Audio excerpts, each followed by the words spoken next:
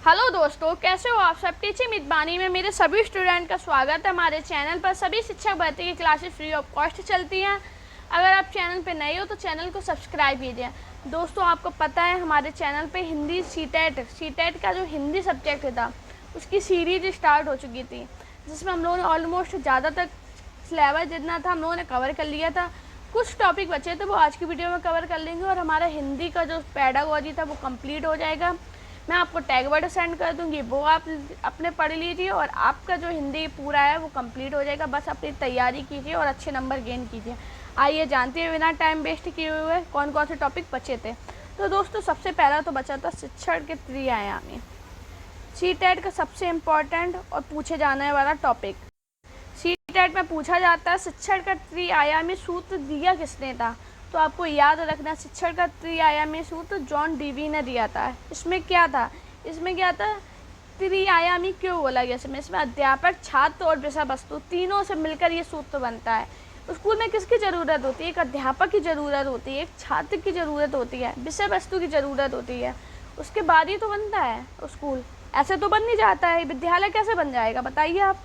तो उसमें क्या है, शिक्षण का त्रिआयामी सूत्र किसने दिया था? तो ये जॉन डीवी ने दिया था। इस सूत्र में क्या था? अध्यापक, छात्र और विषय वस्तु। आपको इतना ही पूछा जाता है पेपर में, और ये समझ लिए ये पेपर का बहुत इंपॉर्टेंट क्वेश्चन है। आप याद रखना, आप पेपर सॉल्व करना तब आप देखना ये पूछा गया शिक्षण का त्रिआयामी सूत्र किसने दिया है, या ये पूछा जॉन डीवी ने कौन सा सूत्र दिया है। तो आपको याद रखना उसमें क्या है, अध्यापक, छात्र, विषय वस्तु है, त्रिआयामी सूत्र दिया है। बस इससे इतना ही पूछा जाता है। उसके आगे अगले पॉइंट पर चलते हैं। अब सीटेट में पूछे जाते शिक्षण सूत्र पूछे जाते हैं। आपने पेपर सॉल्व किए होंगे कि ज्ञात से अज्ञात की ओर क्या है, मूर्त से अमूर्त की ओर क्या है, और सरल से जटिल की ओर क्या है। तो दोस्तों, मैं आपको बता दूं, ज्ञात से अज्ञात की ओर आपको इससे समझ में आ रहा होगा कि पहले कुछ ज्ञात होगा, अज्ञात होगा। देखो दोस्तों, जब हम लोग स्कूल में जाते बच्चे को किसी टॉपिक से जोड़ना होता है तो उसे तो पता नहीं होता टॉपिक के बारे में, लेकिन हम लोग क्या होता है उसके जो वो जानता है बच्चा उसके बारे में बताएंगे। अगर बच्चे को सौरमंडल पढ़ा रहे हैं तो उसे पहले बॉल के बारे में बताएंगे। उसे कोई भी टॉपिक पढ़ाएंगे तो उसे पहले वो जिसे जानता है उससे पढ़ाएंगे। अगर कोई भी टॉपिक तो आप ऐसे तो क्या है, बच्चे जानता है ज्ञात। जैसे बच्चे को पढ़ाने जा रहे हैं, जोड़ घटाना सिखा रहे हैं, तो पहले उसे कुछ बच्चों को जैसे आ रहा है उसे उस हिसाब से बताएंगे। तो बच्चा पहले जो जानता है उसे बताएंगे, उसके बाद धीरे धीरे वो जो हमें पढ़ाना है, जो हमारा मेन टॉपिक है, उसकी तरफ ले जाएंगे। यही है ज्ञात से अज्ञात की ओर। जो बच्चा जानना है उसे पढ़ाएंगे पहले, जिससे बच्चों का एकदम अट्रैक्शन हो पढ़ाई की तरफ। उसके बाद हम अज्ञात चीज़ों की ओर ले जाएंगे। उससे क्या होता है, बच्चा का जो पढ़ने का जो रूटीन होता है वो बच्चे एकदम पढ़ाई की तरफ आकर्षित हो जाता है, वो इंटरेस्ट से पढ़ता है। तो इसीलिए शिक्षण सूत्र बहुत इंपॉर्टेंट है। कौन सा है? ज्ञात से अज्ञात की ओर। अब क्या है, मूर्त से अमूर्त की ओर। अब मूर्त है बच्चा जो देखता है, बच्चा ने जो देखा है, बच्चे को परिवार पूरी मान लो एक दुनिया के बारे में बता रहे, ठीक है, एक विदेश के बारे में बता रहे, एक देश के बारे में बता रहे, तो पहले उसके परिवार के बारे में उसे बताएंगे, तब उसे देश से जोड़ेंगे, ना कि सीधा उसे देश विदेश की बताने लगेंगे। बच्चे को कुछ भी पढ़ाएंगे, अगर बच्चे ने कुछ हम लोग पर्यावरण के बारे में पढ़ा रहे तो पहले बच्चा जो जानता है उसके बारे में तो पढ़ाएंगे, तब तो पढ़ाएंगे ना। ऐसे तो है नहीं। तो बच्चे ने जो देखा है, अगर मान लो हम कोई चीज़ भी है तो पहले बच्चे को दिखाएंगे कि ये देखो ये चीज़ है, कि अब इससे हम बताएंगे। तो क्या है, मूर्त, बच्चे ने जो देखा है पहले उसके बारे में बताना, उसके बाद बच्चे ने जो नहीं देखा है उसके बारे में बताना। यही है मूर्त से अमूर्त की ओर। अब क्या है, सरल से जटिल की ओर।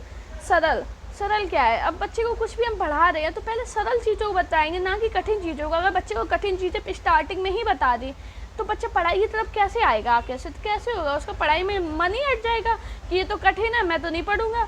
तो क्या होता है, अगर हम बच्चे को इजी चीज़ें बता देंगे तो इजी बताया, फिर उसे धीरे धीरे उससे जटिल की ओर ले गए, कठिन शब्दों की ओर ले गए, तो बच्चा उस चीज़ को पढ़ता है। जैसे हम लोग को बच्चे मन में पढ़ाया जाता था, तो पहले पढ़ाया जाता था राम के बारे में पढ़ाया गया था, फिर उसमें मात्रा बताई गई, फिर उससे एक एक करके बताएगा, तभी तो है। यही तो था सरल से जटिल की ओर।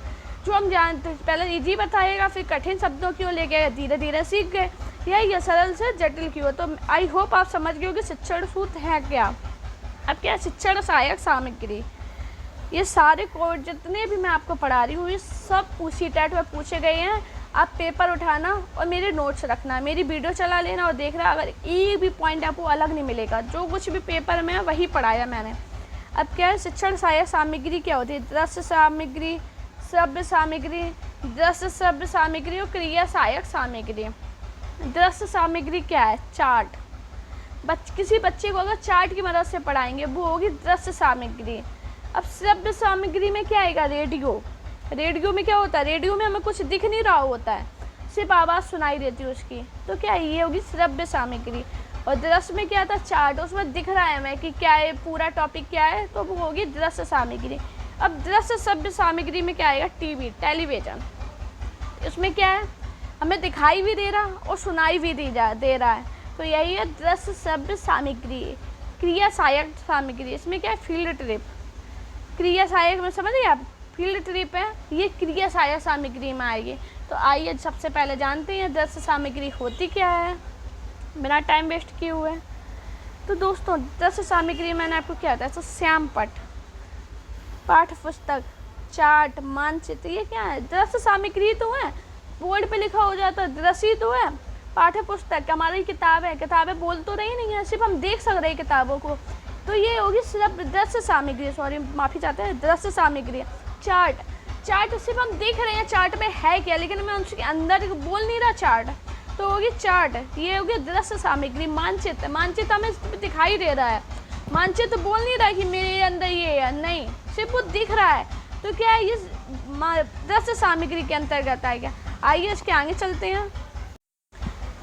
श्रव्य सामग्री, अब श्रव्य सामग्री क्या है? रेडियो, माइक्रोफोन, टेप रिकॉर्डर, ये क्या है? रेडियो है, उसमें कुछ दिख नहीं रहा, कुछ नहीं सुना। पुराने जो पहले ज़माने में चलते थे, हमारे बाबा दादी लिए रहते थे, रेडियो थे, उसमें सुनते थे न्यूज़ को, तो वो क्या था? श्रव्य सामग्री थे।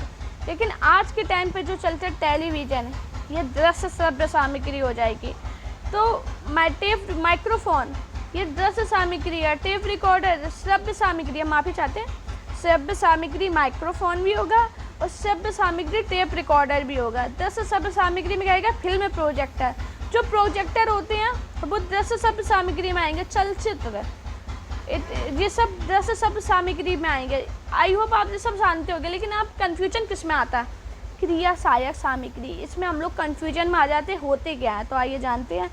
किसी ऐतिहासिक संग्रहालय उद्यान का भ्रमण कराना। अब बच्चे को क्या है, हम बच्चे को कुछ पढ़ा रहे हैं, मान लो बच्चे को हिस्ट्री पढ़ा रहे हैं, तो बच्चे को कुछ हम लोग ऐतिहासिक घटनाएं दिखा रही हैं, टूर पे ले गए बच्चों को, तो वही ये क्रिया सहायक सामग्री। आपको अगर जो भ्रमण करा रहे बच्चे को, वो क्रिया सहायक सामग्री में आएगा।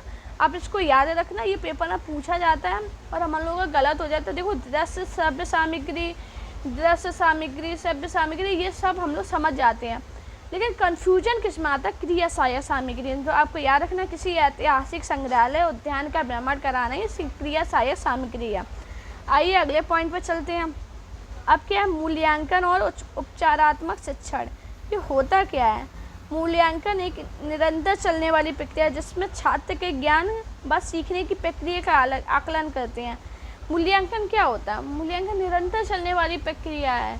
हमारा कभी हम लोग जो होता है ना, अभी तक हम लोग एग्ज़ाम दे, कोई चीज़ हो रही है तो मूल्यांकन ही तो है।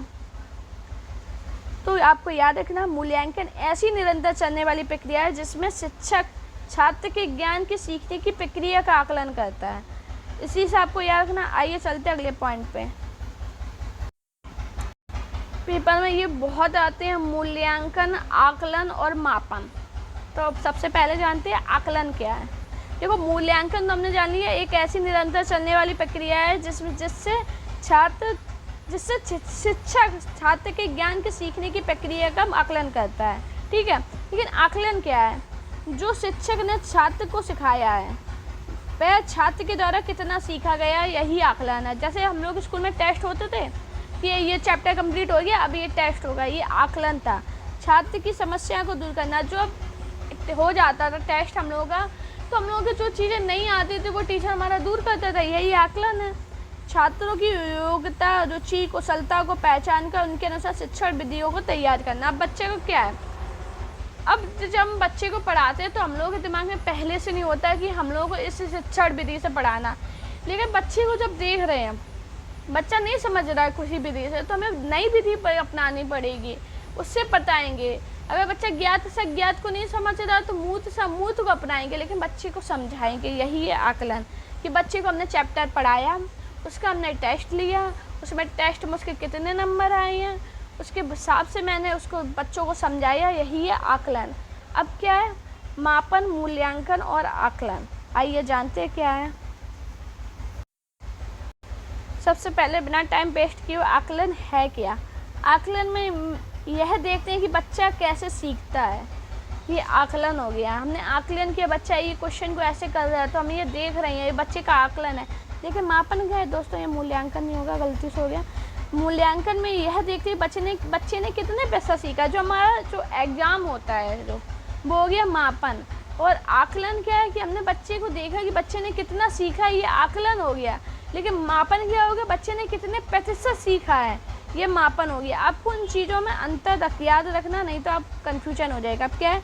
आकलन व मापन दोनों मूल्यांकन किससे है, मैंने आपको देखो चार्ट की मदद से बताया है। मूल्यांकन में ही आकलन और मापन आएगा, ठीक है। आपको ये सब समझ में आ रहा होगा। तो क्या है, ये दोनों आकलन मापन दोनों मूल्यांकन का ही हिस्सा है, ये आपको याद रखना है। आकलन में हम ये देखते हैं कि बच्चा कैसे सीखता है, मूल्यांकन में हम ये देखते हैं बच्चे ने कितने प्रतिशत सीखा है। अब क्या है? निदानात्मक परीक्षण। ये आपको दिख रहा होगा, निदानात्मक परीक्षण। अब देखते हैं इसमें क्या है। जब शिक्षक छात्रों छात्रों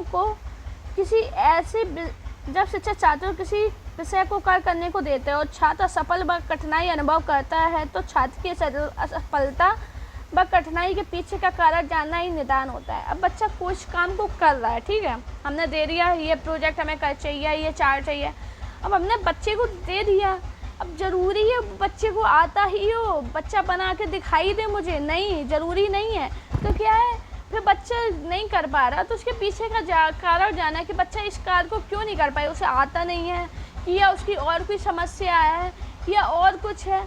तो यही है निदानात्मक परीक्षण। आपको याद रखना है कि अगर उसके बच्चे के पीछे का जो बच्चा काम नहीं कर पाया उसके पीछे का कारण जानना है, यही हो गया निदानात्मक परीक्षण।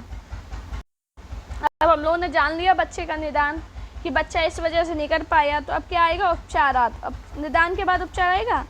तो क्या है? जब शिक्षक बच्चों की कमियों को दूर करके दोबारा से शिक्षण करवाता है तो उपचारात्मक शिक्षण कहलाता है। अब बच्चे के हमने कमियां तो जान ली, बच्चा इस वजह से नहीं कर पाया, या बच्चे को आता नहीं है, बच्चे को समझ में नहीं आया, ये तो हो गया निदान। अब हमें बच्चे को जब हमें जान गए इस बच्चे को नहीं आ रहा तो हम उपचार भी करेंगे उसे समझाने के लिए। तो क्या है? जब शिक्षक बच्चों की कमियों को दूर करके दोबारा से शिक्षण करवाता है, वही उपचारात्मक शिक्षण कहलाता है। अब दोस्तों सबसे इम्पोर्टेंट पॉइंट पता क्या है? निदान के बाद उपचारात्मक शिक्षण किया जाता है। ये पेपर में 2 पॉइंट पूछा गया है और हम लोग गलतियां कर देते तो आपको याद रखना है अगर पेपर में आए कि निदान के बाद उपचारात्मक शिक्षण किया जाता है। अब क्या है? उपलब्धि परीक्षा। क्या है? इस परीक्षा का प्रमुख उद्देश्य यह अनुमान लगाना होता है कि शिक्षण कार्य में शिक्षार्थी ने क्या सीखा है। आपको इस आई थिंक समझ गई होगी इस परीक्षा में एक प्रमुख उद्देश्य अनुमान क्या लगा रहे कि शिक्षण कार्यक्रम में शिक्षार्थी ने कितना सीखा है। यही है उपलब्धि। भाषा कौशलों को यह तक सीख पाया और उसके आधार पर भाषा के प्रयोग किस हद तक उपयोग ढंग से कर पाया है। अब उपलब्धि का क्या मतलब हो गया? बच्चे ने हमने देखा बच्चे को कि बच्चा क्या सीख रहा है। हमने सोचा हम पूरा पढ़ाते चले गए तभी तो होता ना। पूरा जब एक हमारा सेमिस्टर हो जाता है या हमारे पूरे एक एग्ज़ाम होते रहे हैं तो क्यों होते हैं? वो उपलब्धि कि हमने क्या सीखा है। क्लास में अगर हम पढ़ने जा रहे थे तो हमने दोस्त क्या सीखा है, यही है उपलब्धि परीक्षण। ये पेपर में 2 पॉइंट पूछे गए दोस्तों, ये समझ लीजिए इसमें जो पॉइंट लिखा है ये पेपर में पूछे गए हैं। मैंने उसी से हिसाब से पेपर के हिसाब से बनाए अपने नोट्स बनाए हैं कि आपको कुछ टाइम वेस्ट ना हो और आप अपनी चीज़ों समझ पाएँ। हिंदी ज़्यादा टफ नहीं आती, अगर हिंदी का आप क्वेश्चन सही से सॉल्व करोगे ना तो आपके नंबर अच्छे खासे बन जाएंगे, ये समझ लीजिए। बस आप पढ़ लेना अच्छे से जो मैं पढ़ा रही हूँ। अब क्या है? दक्षता परीक्षण है। इसमें यह जाना जा सकता है कि शिक्षार्थी शिक्षण के किस विषय तक कहाँ तक समझ पाया है और भाषा का कौशल में उसकी दक्षता या प्रवृत्ति का स्तर कितना है। अब क्या है? जो हम लोग के जब ग्रेड दिए जाते हैं बच्चों को कि ये फर्स्ट आया या सेकेंड आया, ये क्या है? ये दक्षता है। बच्चे ने किस स्तर तक सीखा है ये जानने के लिए दक्षता परीक्षा होती है। उपलब्धि क्या होती है? बच्चे ने कितना सीखा है, हमने बच्चे को कितना पढ़ा दिया और बच्चा ने कितना सीखा है। मान लिया हमने पूरा पढ़ा दिया, बच्चे को एक शब्द नहीं समझ में आया तो वो हो गया उपलब्धि परीक्षा। लेकिन दक्षता परीक्षा में क्या है, बच्चे ने किस स्तर तक सीखा है, यही हो गया दक्षता परीक्षा। आइए जानते हैं अभिरुचि परीक्षा कि ये क्या है। इससे यह पता चलता है कि शिक्षार्थी भाषा सीखने के लिए उपयुक्त अभिरुचि रखता है अथवा नहीं। यह भी अनुमान लगाया जा सकता है कि शिक्षार्थी अपेक्षित शिक्षण को सफल हो पाएगा या नहीं। अभी क्या है इसमें अभिरुचि, क्या है इसमें, क्या है बच्चा, हम अनुमान लगा लेते हैं कि एक टेस्ट से अनुमान लगा लेते हैं कि बच्चा कितना सीख पाया है और वो कितने नंबर ला सकता है। ये होती है अभिरुचि परीक्षा। अब क्या है, इसके लिए यह आवश्यक नहीं कि शिक्षार्थी के लक्ष्य विषय ज्ञान को पूर्व ज्ञान हो, किंतु दक्षता परीक्षा के लिए लक्ष्य भाषा का ज्ञान होना आवश्यक है। अब दक्षता परीक्षा में जो लक्ष्य भाषा होती है, टारगेट लैंग्वेज के बारे में मैंने आपको पुरानी वीडियो में पढ़ाया है। अब देखना, जब आप स्टार्टिंग पढ़ोगे मैंने हर एक चीज़ के बारे में आपको बताया तो आपको याद रखना है। इसमें क्या है परीक्षा कि यह अनुमान लगाया जाता है कि बच्चा कितने शिक्षण को कितना सफल हो पाएगा, यही है अभिरुचि परीक्षा। इसके लिए बच्चे को यह आवश्यक नहीं कि बच्चे को पहले से ही सब पता हो, नहीं, उसको थोड़ा बहुत तो पता ही होगा ना, हमने जो पढ़ाया है बच्चे ने कितना सफल हो पाया, ये हम लोग खुद समझ आते हैं कि बच्चे को कितना समझ में आया है, यही है अभिरुचि परीक्षा। अब दोस्तों मैंने कौशल के बारे में आपको कल की वीडियो में पढ़ाया था, आप उसमें पढ़ लेना। मुख्य कौशल कौन कौन से, सुनना, बोलना, पुनर्वलन कौन से, बोलना और सीखना। आपको मैं ऐसे ही बता दे रही हूँ आपको, लेकिन पुरानी वीडियो में कौशल के बारे में मैंने सब बताया तो आप पढ़ लेना, उसके क्रम बताए, उसके हर एक चीज़ बताई है तो आप उसे ज़रूर पढ़ लेना जिससे आपको समझ में आएंगे। अब क्या है बहुभाषिकता, बहुभाषिकता की ज़रूरत क्यों पड़ी। एनसीएफ क्या है, नेशनल करिकुलम फ्रेमवर्क है। सबसे पहले तो यही पूछा जाता है एनसीएफ का फुल फॉर्म क्या है, तो आपको याद रखना नेशनल करिकुलम फ्रेमवर्क है, ठीक है। ये बहुभाषिकता का संसाधन मानता है।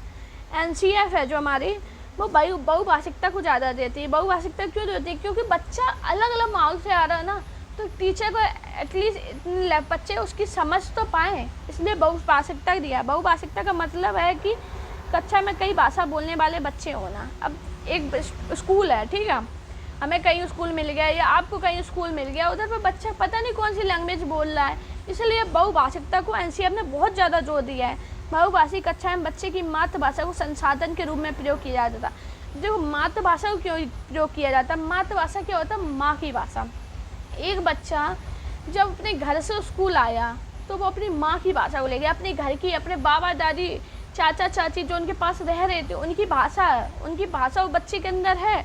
लेकिन अगर बच्चा, अब टीचर है वो अलग ही बोल रहा है तो फिर बच्चा नहीं समझ पाता, बच्चा डरता है। लेकिन बच्चा अगर, एक टीचर अगर बच्चे से उसी की लैंग्वेज में बात करता है तो बच्चा उस टीचर की बात को भी समझता है और हर चीज़ समझता है। इसलिए एनसीएफ ने बहुभाषिकता पे बहुत ज़्यादा जोर दिया है कि बहुभाषिकता का मतलब क्या है, कई भाषा वाले बच्चे होना क्लास में, ठीक है। तो आपको एनसीएफ से इतने ही क्वेश्चन पूछे जाते हैं। चलते हैं अगले टॉपिक पे। अब दोस्तों ये बहुत पूछा जाता है बच्चों की पाठ्य पुस्तक कैसी होनी चाहिए, तो आपको याद रखना कई संसाधन में से एक संसाधन, लेकिन एकमात्र संसाधन नहीं है। सबसे पहले तो आपको याद रखना कई संसाधन होते हैं, इनमें से एक संसाधन है पाठ्य पुस्तक बच्चे के पढ़ने के लिए, लेकिन ये नहीं कह सकते कि एकमात्र यही संसाधन है। बच्चा पाठ्य पुस्तक के अलावा भी काफ़ी जगह से सीखता है, तो आपको याद रखना एकमात्र संसाधन नहीं है, लेकिन कई संसाधन में से एक संसाधन है। रंग बिरंगी होनी चाहिए। अब रंग बिरंगी क्यों होनी चाहिए, जब बच्चा स्कूल में जाता है ना तो बच्चा कलर वाली चीज़ों की तरफ ज़्यादा अट्रैक्टिव होता है। तभी आपने देखा होगा प्राइमरी स्कूल की पूरी दीवारों पर पेंटिंग टाइप की होती है। क्यों होती है, कि बच्चा स्कूल की तरफ आकर्षित हो। इसलिए बच्चों की जो पाठ्य पुस्तक है वो रंग बिरंगी होनी चाहिए और इससे क्वेश्चन बने हैं, आप देखना। अब ये आसान भाषा में होनी चाहिए। मतलब आसान भाषा का मतलब क्या है, बच्चे की बोलचाल की जो भाषा है उसमें होनी चाहिए, कोई कठिन लैंग्वेज नहीं होनी चाहिए, ठीक है। व्यवहारिक ज्ञान पर आधारित होने चाहिए। अब छोटे बच्चों की किताबें देखना, उनमें बड़ा व्यवहारिक ज्ञान होता है। क्यों होता है, कि बच्चा उस तरफ अट्रैक्ट हो, अपनी बच्चा पढ़ाई को अच्छे से करे। अब क्या, बच्चे के स्तर के अनुरूप होने चाहिए। अब ये बहुत इंपॉर्टेंट पॉइंट है। अब मान लो बच्चा 1 क्लास में पढ़ रहा है, उसे 5 क्लास की किताब दे दी है, उस हिसाब की है, तो बच्चा नहीं समझ पाता। इसलिए देखा होगा हर क्लास की अलग अलग बुक होती हैं, भले ही कुछ टॉपिक सेम हो जाते हैं लेकिन बुक्स अलग अलग होती हैं। क्यों होती हैं, एक बच्चे का स्तर होता है, उसी के हिसाब से होता है कि बच्चा अगर 10 साल का है तो उसे 10 साल के हिसाब के बच्चे की किताब दी जाएगी, ना कि 20 साल की। तो आपको ये याद रखना है कि बच्चे की पाठ्य पुस्तक कैसी होनी चाहिए, रंग बिरंगी होनी चाहिए, आसान भाषा में होनी चाहिए, व्यवहारिक ज्ञान पर आधारित होनी चाहिए, बच्चे के अनुरूप होनी चाहिए, और सबसे इम्पॉर्टेंट पॉइंट, कई मात्र संसाधन में से एक संसाधन पाठ्य पुस्तक है, लेकिन एक मात्र संसाधन नहीं है। अब क्या है, त्रिभाषा सूत्र, ये दिया कि त्रिभाषा सूत्र से बहुत क्वेश्चन बने हैं, क्योंकि ये कब आया था, 1964-1966 में कोठारी आयोग के द्वारा त्रिभाषा सूत्र की संकल्पना दी गई। तो सबसे पहले यही पूछ दिया जाता, त्रिभाषा सूत्र आया कब था, तो 1964 और 66 में आए। 1964-66 में आया था। क्या था ये, किसने दी थी, कोठारी आयोग के द्वारा त्रिभाषा सूत्र की संकल्पना दी गई थी। इसमें क्या था, पहली भाषा के रूप में मातृभाषा या क्षेत्रीय भाषा को पढ़ाया जाए। बच्चे की पहली भाषा मातृभाषा क्यों पढ़ाई जाती है, जो उसके क्षेत्र में बोली जा रही है वो बच्चा जानता है, इसलिए बच्चे को मातृभाषा या क्षेत्रीय भाषा में पढ़ाया जाए। दूसरी भाषा के रूप में हिंदी भाषी राज्य में कोई भी आधुनिक भारतीय भाषा या अंग्रेजी को और गैर हिंदी भाषी क्षेत्रों में दूसरी भाषा के रूप में पढ़ाया जाए। क्या होता है, आपको याद रखना, देखा होगा हमारे में पहले हम लोगों को क्षेत्रीय भाषा में पढ़ाया जाता, फिर हिंदी पढ़ाया जाता। अब जो तमिल में रह रहा है वो उसको तमिल तो सीख रहा हो, वो दूसरी लैंग्वेज हिंदी तो शायद उसकी दूसरी लैंग्वेज हो, या वो दूसरी लैंग्वेज इंग्लिश चुन रहा है। तो आपने देखा होगा सीटेट में 2 लैंग्वेज क्यों दी जाती हैं, इसी वजह से दी जाती है कि टीचर को एटलीस्ट 2 लैंग्वेज आनी चाहिए। अब क्या, तृतीय भाषा के रूप में हिंदी भाषा तथा गैर हिंदी भाषी दोनों राज्यों में अंग्रेजी या कोई भी ऐसी आधुनिक भारतीय भाषा जिसे दूसरी भाषा के रूप में पढ़ाया गया हो। अब ये क्यों किया जाता है, क्योंकि क्या होता है, जब बच्चा स्कूल में जाता है तो पहले तो वो अपने माहौल से जा रहा है, ठीक है, अपने परिवार से जा रहा है, अपने क्षेत्र के लोगों से के साथ एक स्कूल में जा रहा है, ठीक है, तो उसके लिए मातृभाषा इंपॉर्टेंट होनी चाहिए। लेकिन जब बच्चा बड़ा होता है, मातृभाषा में बोलना सीख गया, बच्चे का डर भी निकल गया, तो उसे दूसरी भाषा दी जाएगी, मान लो हिंदी भाषा या अंग्रेजी भाषा क्यों दी जाती, कि बच्चे को आनी चाहिए। इसलिए टीचर भी आज के टाइम पे जब सिलेक्शन हो रहा तो देखा जाता है उन्हें 2 लैंग्वेज आनी चाहिए, इसी वजह से आनी चाहिए, क्योंकि हमारे जो कि बच्चे को समझ में आए कि हमारा टीचर कौन सी लैंग्वेज में बोल रहा है। आई होप आपको मेरी आज की वीडियो पसंद आई हो। दोस्तों, अगर आपको मेरी वीडियो पसंद आई तो प्लीज़ लाइक करना, चैनल को सब्सक्राइब करना। दोस्तों, हम आपको आज हमारा हिंदी की जो पेडागोजी थी वो पूरी कंप्लीट हो चुकी है। अब हम कल एक नए सब्जेक्ट की तैयारी करेंगे, या तो CDP की करेंगे या EVS करेंगे। दोस्तों, इसके मैं टैग वर्ड भी आपको बता रही हूँ। टैग वर्ड इसलिए बता रही हूँ, भले ही हम लोगों ने पूरा पढ़ लिया है, लेकिन जब क्वेश्चन सॉल्व करते हैं अगर नहीं समझ में आ रहा तो आप टैग वर्ड के साथ जाइए, आपका ज़्यादातर क्वेश्चन सही जाते हैं। क्योंकि टैग वर्ड क्या होते हैं, पॉजिटिव निगेटिव में समझ गए, क्वेश्चन पॉजिटिव में पूछ रहा है कि निगेटिव में, उसी हिसाब से आपका टैग वर्ड यूज करना है। तो दोस्तों, अगर मेरी वीडियो पसंद आई तो प्लीज़ शेयर करना, लाइक करना, चैनल को सब्सक्राइब जरूर करना। अगर आपका कोई दोस्त CTET की तैयारी कर रहा है तो उस तक ये वीडियो सेंड करना। दोस्तों, प्लीज़ चैनल को सब्सक्राइब करना। Thank you guys watching this video.